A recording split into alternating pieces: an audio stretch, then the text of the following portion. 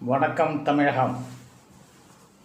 காது மூக்கு தொண்டையில் உண்டாகக்கூடிய உபாதைகள் குறித்த எனது தொடர் நிகழ்ச்சியில் இப்போது அடினாய்டு என்பதை பற்றி பார்ப்போம்.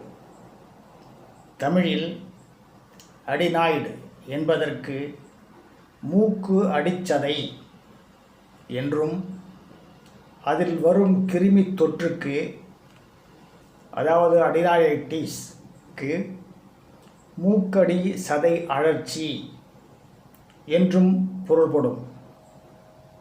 இந்த அடினாய்டு என்பது மூக்கின் பின்னால் மேல் தொண்டை சேருமிடத்தில் சிறு நிணநீர் கட்டி போல இருக்கும். இது 1.5 வயது முதல் 2 வயதில் குழந்தைகள் பள்ளிக்கு போகும் போதும் டான்சிலை போலவே இதனிலும் தொற்றுகள் உண்டாவது உண்டு. பின்பு மற்ற நோய் தடுப்பு உறுப்புகள் வளர்ச்சி பெற்றவுடன் இதுவும் சுருங்கி போய்விடும். டான்சிலுடன் இதை சேர்த்தே எப்பொழுதும் டான்சில்ஸ் அண்ட் அடினாய்டு அல்லது சுருக்கமாக T&A என்றும் சொல்லுவார்கள். என்னதான் தாயும் மகளும் பெண் என்றாலும் வாயும் வயிறும் வேறுதானே. அதுபோல் இந்த அடினாய்டுக்கு என்று தனியே வேறு அறிகுறிகளும் அதை அறுவை சிகிச்சை செய்வதற்கென்று தனியே வேறு காரணிகளும் உண்டு என்பதை நாம் மனதில் கொள்ள வேண்டும். அதன் அறிகுறிகளாகவன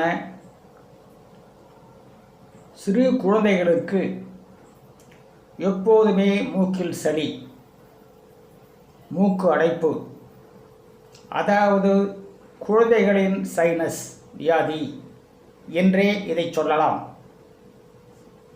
சில சமயங்களில் மூக்கில் சளி மஞ்சளாக வருவதும் கூடவே காய்ச்சலாக வருவதும் உண்டு.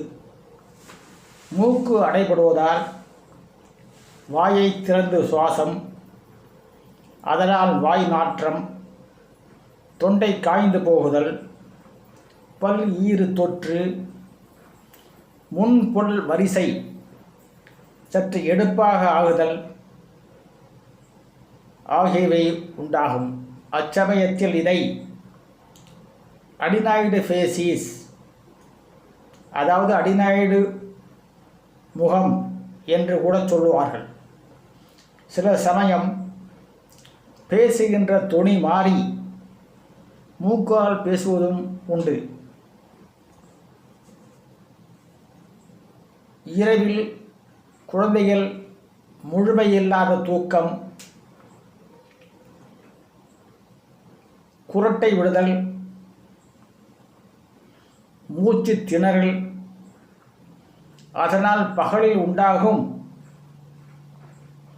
பல பிரச்சனைகள் ஆகியவற்றிற்கும் இது டான்சிலுடன் சேர்ந்து ஒரு காரணமாக அமைகிறது. மற்றும் சிறு குழந்தைகள் கேள்வி குறைவுக்கு முக்கிய காரணமான செவியின் நடுச்செவியில் நீர் கோர்த்து போகுதல், செக்ரட்டரி ஆர்டைட்டிஸ் மீடியா உண்டாவதற்கும் அதை சரி செய்வதற்கும் இந்த அடினாய்டு ஒரு மிகவும் அவசியமாக ஆகிறது. இதை ஒரு கைதேர்ந்த மருத்துவர்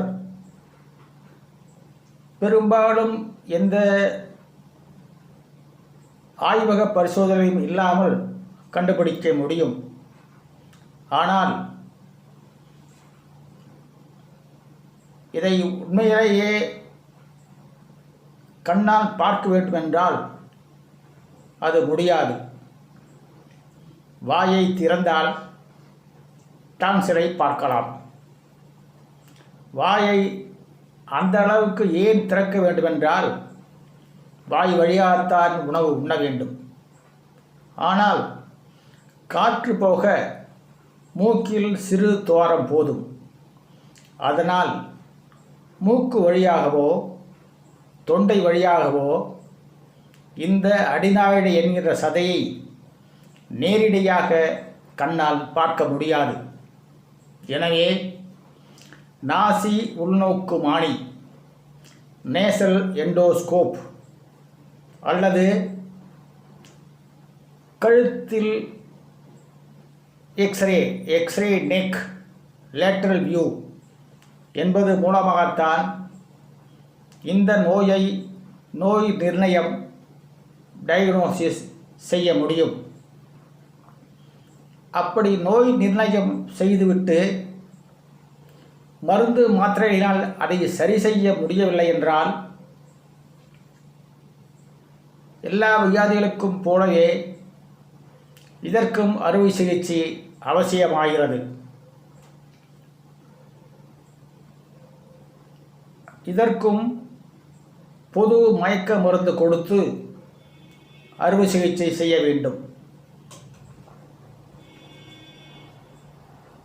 கியூரேட் ஸ்பூன் போன்ற வழித்தெடுக்கும் கருவியால் அறுவை சிகிச்சை செய்வது அல்லது ரேடியோ ஃப்ரீக்வன்சி எனர்ஜி அதாவது காப்லேஷன் மெத்தட் அல்லது டீப்ரைடர் சிறிதாக தசையை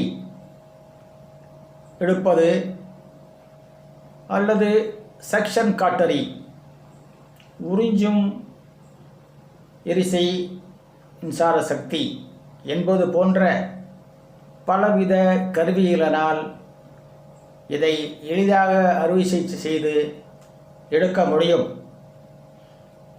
மேலும் இத்தகைய அறுவை சிகிச்சை எப்போது செய்ய வேண்டும் என்பதை அந்த டான்சிலோடு சேர்ந்து அடினோ டான்சிலிக்டமி என்ற தலைப்பில் மற்றொரு நிகழ்ச்சியில் பார்க்கலாம் என்று சொல்லி வணக்கம் கூறி விடைபெறுகிறேன். வருகிறேன். வணக்கம்.